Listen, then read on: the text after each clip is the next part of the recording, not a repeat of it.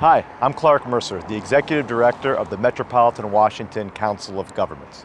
Welcome to Collaboration in Action, COG's video series where we go out into the DMV and highlight the work COG is doing with our members and partners to improve the quality of life for everyone in the region.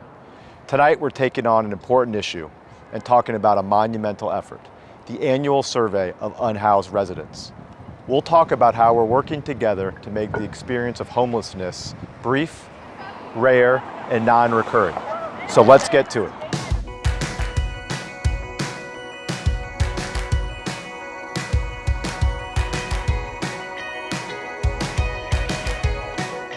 We're here in downtown DC for the kickoff this evening for the 2025 point in time count.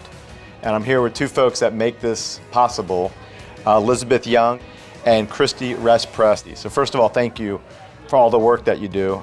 Tell me a little bit about what goes into the point in time count. Tonight we're here in downtown. This is one of our about 24, 25 neighborhood-based teams that will be doing the pit count tonight. These neighborhood teams all have a team lead, like Pathways, that will be guiding their volunteers that night to complete surveys. Working with them on housing plans, getting their basic needs met. So it really helps to have that knowledge of the people on the street, but also the knowledge of the community. People who live in the community are actually incredibly helpful as volunteers paired with the outreach teams because they know their neighbors who are living on the street and experiencing homelessness in ways that we might not even. So it's really this powerful combination of government, volunteers, nonprofits. It's a huge effort. You know, that's one of the really important things about the point in time count is it really provides us with an annual measure that we can track progress over time, we can look at trends over time. And I think another important thing that people might not know is we're not just counting people. We're actually having conversations with people, asking them things like, are you a veteran? How did you experience homelessness? How old are you? Were you ever in foster care? Have you been a victim of domestic violence? Do you have health challenges? Are you working? Most people experiencing homelessness are from this area, right? So the largest percentage of people might have grown up in DC and moved to Montgomery County or PG County or Virginia and back and forth, right?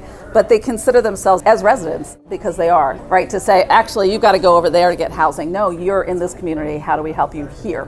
So if you've got the ear of an elected official and you want to move the needle in this space, what would you say to them? I mean, the district has ended alone thousands of people's homelessness. We know the federal government will never give us all the housing we need. We've got to keep investing locally. We also need affordable housing for our workforce, and that's not a conversation that is had as much, right? People to serve people.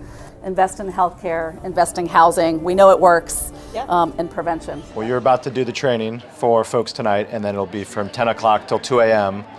So when this thing is over, I hope you all get some rest. So thank you for everything that you're doing. Appreciate it. Well, thank you. Thank you for being here. Absolutely.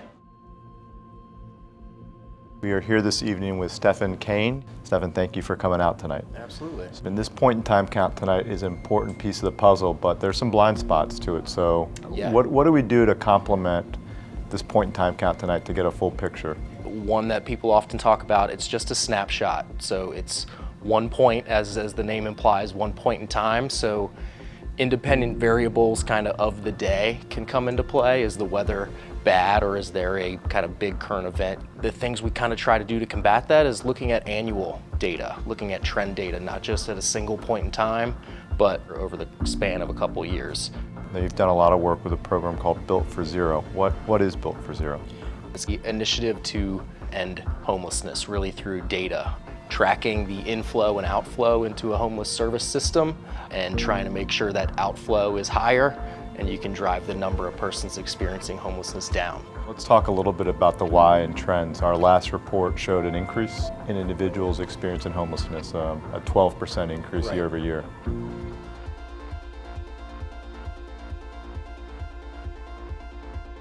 Noticing a lot of those economic factors increasing the counts. So housing affordability certainly still a challenge. Housing cost is still going up in our area and incomes have remained kind of relatively stagnant. Also just costs of other things beyond housing, transportation and food costs have gone up. One message that you could leave with our elected officials and stakeholders in the region in terms of a wish list of how they can support the work that you're doing and your partners. We need solutions for folks who are experiencing homelessness, and the solution is housing. More units that folks can afford in this area is certainly what we need.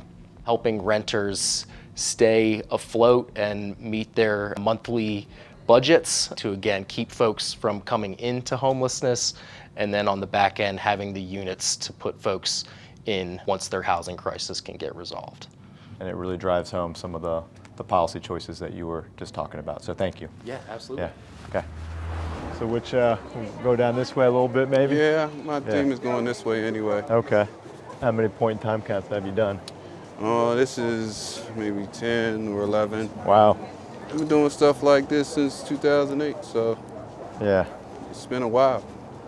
This You know? isn't definitely not the coldest night, so. No. I've been out on some really cold nights. Yeah.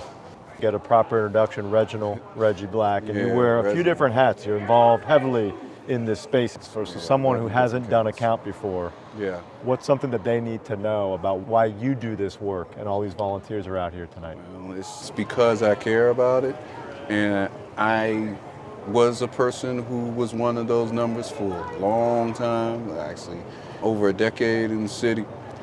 I know that being counted helped the process along, and that's why it's important to find out who's in the community, and some of them will give solutions to what they want to see happen in their lives.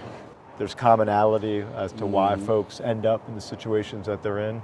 There is a level of economic discrimination that goes on in terms of how people experience poverty and when they do fall into homelessness, but it could just take one event. Very intelligent and capable folks, they just experienced that one event that eventually put them on the outside. When your life is on the line, I mean, just, you could freeze to death out here. What's the message that we need to send not only to our electeds in DC, but across the whole region? And what do they need to do so we can improve these numbers and provide more resources so folks can have housing? Definitely, one of the first things I gotta say to jurisdictions like in Maryland and Virginia, you guys really have to do something that DC ended up doing, and that's give people the right to shelter.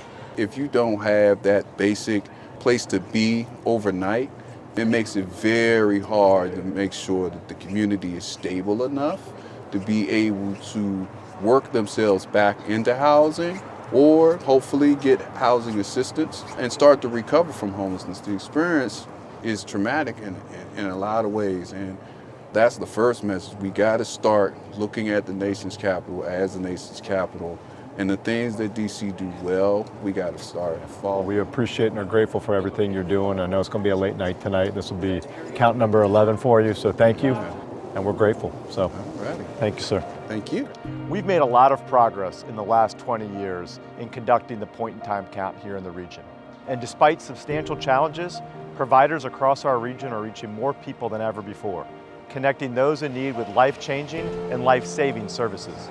That's why our new collaborations are so important, providing a data-driven, human-centered approach to ending the experience of homelessness. You can learn more about our regional effort to prevent and end the experience of homelessness by going to mwcog.org.